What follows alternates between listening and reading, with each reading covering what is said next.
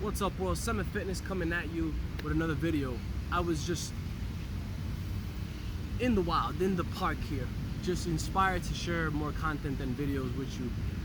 Today's topic is combating sitting with sitting.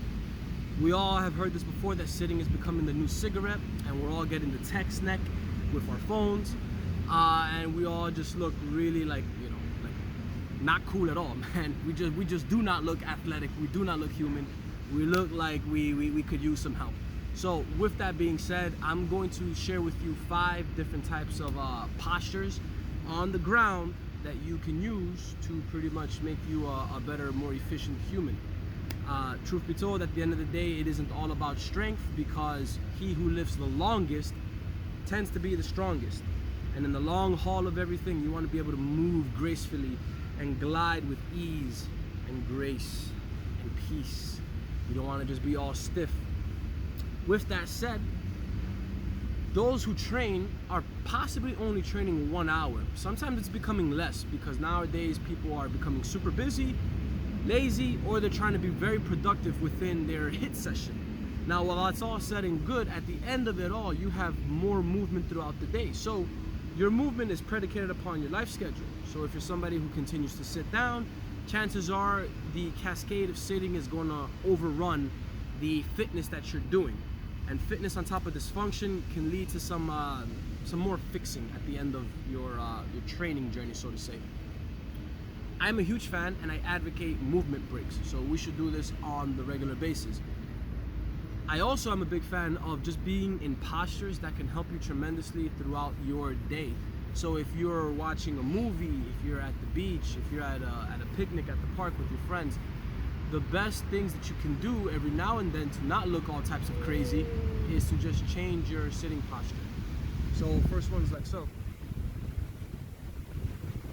Sitting out with the legs straight, and this is something you'll find very difficult. A lot of people tend to actually have their legs bent, or they'll tend to have a really rounded posture. But the reason why is because the less time you spend on the ground, on the floor, exploring different movements, the less good you get at it. So again, there's no such thing as a horrible posture.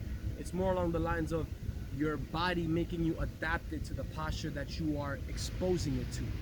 So if you're 8 hours on the couch, if you're 8 hours at work, if you're 8 hours watching TV, chances are you're gonna get really good at rounding your shoulders and having excessively tight hips. Posture number 2 is the Z sit. So you sit in this posture, and what this does now is give you much more balanced hips. This gives you the freedom of mobility without even having to work too hard. Just remain in the posture. But also using your training wheels, your hands, for balance or for comfort. It's not a sin either. It's not a bad thing, because again, you're exposing yourself to movement that you used to do as a kid, but as you become an adult, you become frozen and rigid. So this is one posture. You can even extend it even further, like so. And then notice how every single one of these postures can change from one to another. And then lastly, I would say number 3, the Japanese chair, also known as the Seiza. Stretches out the ankles, the metatarsal. It's also a good posture to get into while you just want to practice breathing at the end of a session. And then you can also just take it from here. And then they call this the anti-television posture. And what you do from here is literally just extend your spine, work with your head, and do some head nods looking left and right. The neck is perhaps the #1 engine to fixing a ton of shoulder problems and spinal issues. We all have a neck. We all want to give that neck movement and fluidity and good joint health. Without the neck, this is like the center. Everything else down there, done for. And then the last posture I want to give you is the hunter squat. So they call this the hunter squat because we as cavemen or primitive beings back in the days, we would sit down like so, either on the campfire or lurking in the bushes waiting to kill something. Back in those days, in prehistoric times, there was a lot more movement involved. And you got to think about it, the chair wasn't exactly part of our everyday life. They also call this the fisherman squat because fishermen just fish and they tend to stay in this posture. But what this does is it stretches out your ankles, it gives you the ability to bear your weight on one hip. So we have hip stability. Hip stability and hip mobility equals no low back pain.